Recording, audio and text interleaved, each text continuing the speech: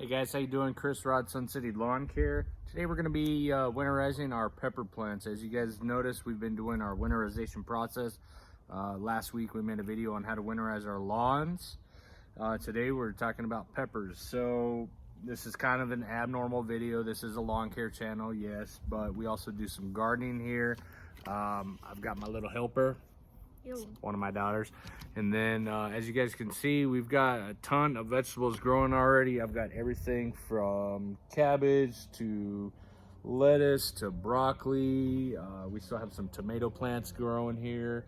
I've got a buttload of carrots. We've got some purple kale. I've got some Chinese pink celery growing over there. We've got our Brussels sprouts and cauliflower growing, you know, throughout the winter here. But today's topic, if you like a little bit of gardening, stay tuned. If you don't, go ahead and buzz off the channel because it ain't lawn care related today. So we're talking about pepper plants. You can actually winterize your pepper plants. So how do you do that? The first step is you have to remove any fruit, vegetables that are on the plant at the moment. Okay, before I continue, we're about 2 weeks away from our first frost here in El Paso. So that's a key step, is finding out when your first frost is in your area and then taking the necessary steps to go ahead and winterize your plants if you choose to do so. We typically like to do some, we start from seed every season, but we're gonna go ahead and winterize these. This is the first year we're doing it. Nothing new as far as the how-to part, but this is just an educational video on how to winterize your pepper plants, just as if you were winterizing your lawn. There's some basic steps. So again, going back to the first step, I had my daughter go ahead and remove all the peppers, remaining peppers on there. We had some Anaheim peppers, some chili peppers, some long green chilies. We had bell peppers, and we had some a hybrid mix jalapeno pepper plant that we, you know, harvested down at the far end. So again, after you do that, the next thing you're gonna do is you can do one of two things. Okay, you can remove all the foliage on here, you know, start from the top or the bottom, wherever you want. Probably easier to start from the top and start removing some of the leaf tissue, right? Now for us, I got compost bins on the side of the house, so we go ahead and compost all that, and you just work your way down. Nothing too extensive, but you just start clipping away, right? You're getting rid of the leaf tissue, the foliage, okay? Let me see if I can zoom in here for you guys real quick. So you got the main stem, or you should have at least two main stems that come down to a Y point right here. So you have the main stalk, and then it breaks off into a Y, okay? Now we purposely trained that. There was a third one back here that I went ahead and cut it off because I focused the energy up two main stems there, as you guys can see. We're gonna be removing, we're gonna keep to the rule of thumb, which is 2/3 of the plant. So, you know, this plant is about 3 feet tall. We're gonna be cutting down about to the 1 foot mark, removing 2/3 of the plant, and it's that easy. Now you can go back to removing again each little bit of foliage if you want. Compost it, throw it away, do whatever you want. Rebury some of those leaves in your soil system. You can do that too. That kind of keeps the nutrients inside the soil. And then once you got this main stem by itself, you can go ahead and cut that down to your desired height. 2/3 is what we're removing today. And we're gonna go ahead and make a 45-degree and go cut here. Right above each one of these has little nodes, okay, that can start to branch off into other Y-shaped forms next season. I'm gonna cut it right above one of these nodes right here, okay?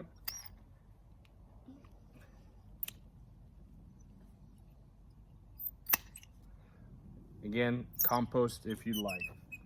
So that's one way of doing it, leaf by leaf, and then finally get to your main stem and go ahead and cut that off. The other way, instead of cutting down all this leaf tissue, just come down to your main stem where you want to make that cut. Go ahead and cut all that off. That's a lot easier, and it's a lot quicker. As you can see, we've got two little more leaf tissues here, two secondary stems we're going to go ahead and cut off. Get get some different angle here. Yeah, it seems like a lot, right? All right, once we got all that cut, the next step is digging this little puppy out.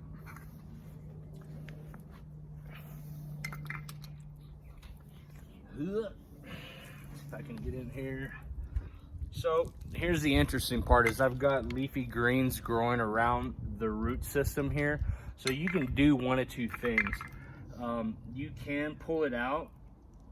You can try to, but you're gonna be pulling out some of the root system if you've got other vegetation growing around it. So we're gonna go ahead and dig it out.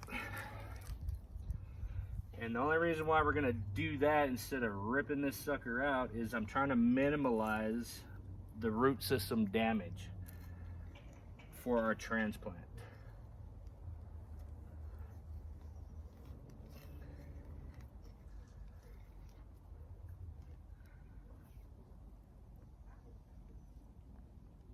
You hear those roots? Oof.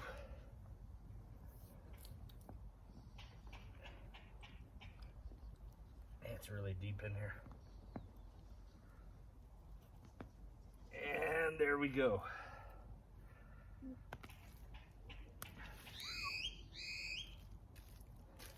How about those roots?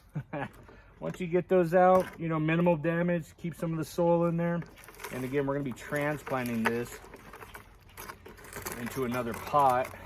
Kind of wish I had a bigger one, but they will survive. After you transplant, go ahead and pack down some of that soil.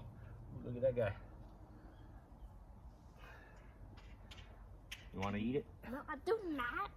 Yeah, crazy. I'll put it in that bin over there. He needs to. We're gonna recompress that soil. That way there's no air and everything survives. So while we're on this one, let's come over here and add some soil to it. What you guys want to do is add a little potting mix to it. Calandra, come on over here. I want you to fill this bucket up with some soil.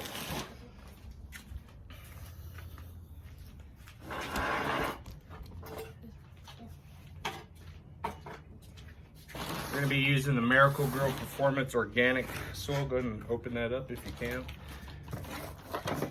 Here's some scissors.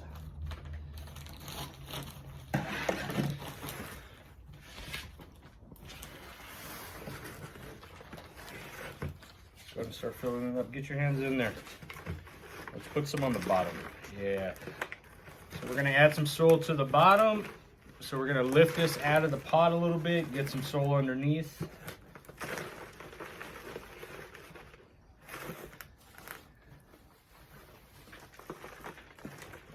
Break it up, that's good. And the thing to remember is you want to kind of mimic the area that it was already surviving in. So we don't want to bury this main stem at all, okay? We want to get the soil underneath it, and you want to make sure you give your roots plenty of room to continue to grow downwards, okay? Go ahead and keep filling it up, sweetheart. Now sometimes your main stem, some of these grow awkwardly at different angles. You know, it's coming out of the ground looking like 45-degree angle or whatnot. You want to go ahead and get that straightened back up so that next season it's growing perfectly upright. You can keep lifting it, you know, however much soil you want to fill this up. I'm going to give it a good amount of dirt, soil I should say.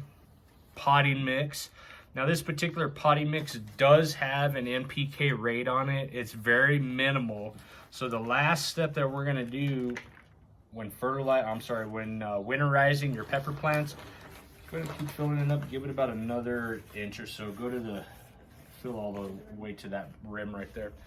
The last step you wanna do is go ahead and add some fertilizer to it.